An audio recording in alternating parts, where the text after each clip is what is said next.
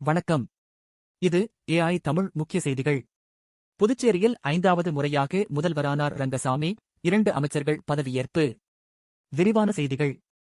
புதுச்சேரி முதல்வராக ரங்கசாமி 5வது முறையாக இன்று பதவியேற்றார். புதுவையில் தேசிய ஜனநாயக கூட்டணி தலைவர் ரங்கசாமி தலைமையில் மீண்டும் கூட்டணி ஆட்சி அமைந்தது. இதையொட்டி புதுச்சேரி மாநில முதல்வர், அமைச்சர்கள் பதவியேற்பு விழா துணைநிலை ஆளுநர் மாளிகை வளாகத்தில் இன்று காலை 9:47 மணிக்கு நடந்தது. இதில் புதுவை மாநில முதல்வராக 5வது முறையாக ரங்கசாமி பதவியேற்றார். அவருடன் அமைச்சர்களாக பாஜக நமச்சிவாயம், என்ஆர் காங்கிரஸ் மல்லாடி கிருஷ்ணா ராவ் பதவியேற்றனர்.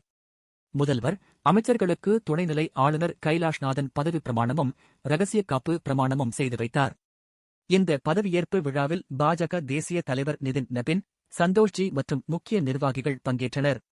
நிகழ்வில் முதலில் வந்தே மாதரம் தேசிய கீதம் இசைக்கப்பட்டு 3வதாக தமிழ்தாய் வாழ்த்து பாடப்பட்டது. மல்லாடி தெலுங்கில் பதவி ஏற்றார். புதுச்சேரி முதல்வராக 5வது முறையாக பதவியேற்ற பின்பு முதல்வர் ரங்கசாமி சட்டப்பேரவைக்கு நடந்து வந்தார். அங்கே காவல்துறை அணிவகுப்பு மரியாதையை ஏற்றுக்கொண்டு தனது அறைக்கு வந்து இருக்கையில் அமர்ந்தார். அதைத் தொடர்ந்து முக்கிய கோப்புகளில் கையெழுத்திட்டார். பின்னர் செய்தியாளர்களிடம் அவர், புதுச்சேரி முதல்வராக 5வது முறையாக பதவியேற்றது மகிழ்ச்சியாக உள்ளது. நிறைய திட்டங்களுக்கு இன்று கையெழுத்திட்டுள்ளோம். மஞ்சள் ரேஷன் அட்டைதாரர்கள் காப்பீடு திட்டத்தில் பயன்பெற வழி செய்துள்ளோம். சிவப்பு ரேஷன் அட்டைதாரர்களுக்கு மட்டும் காப்பீடு இருந்தது. தற்போது புதுச்சேரியில் மஞ்சள் ரேஷன் அட்டைதாரர்கள் அரசு மருத்துவமனைகளில் இலவசமாக கிடைக்காத சிகிச்சைகளில் வெளி மருத்துவமனைகளில் கட்டணம் செலுத்தி பெற ரூபாய் 3 லட்சம் அளவுக்கு மருத்துவ செலவுகள் திரும்ப அளிக்கப்படும் கோப்புக்கு கையெழுத்திட்டேன். இந்நிதியை மாநில அரசு தரும். சேதராப்பட்டில் இளைஞர்களுக்கு வேலை கொடுக்கும் வகையில் தொழிற்பேட்டை கொண்டு வரும் கோப்பில் கையெழுத்திட்டுள்ளேன். புதுச்சேரி இந்திரா காந்தி மருத்துவக் கல்லூரியில் நமோ புதுச்சேரி புற்றுநோய் மருத்துவமனை ஆராய்ச்சி நிலையம் அமைக்கப்படும்.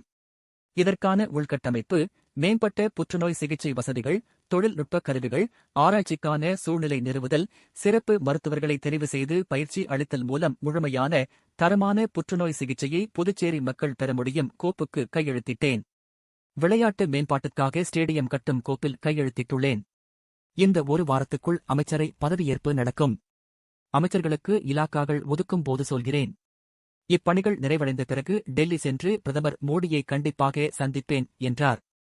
மேலும் செய்திகளுக்கு இணைந்திருங்கள். நன்றி.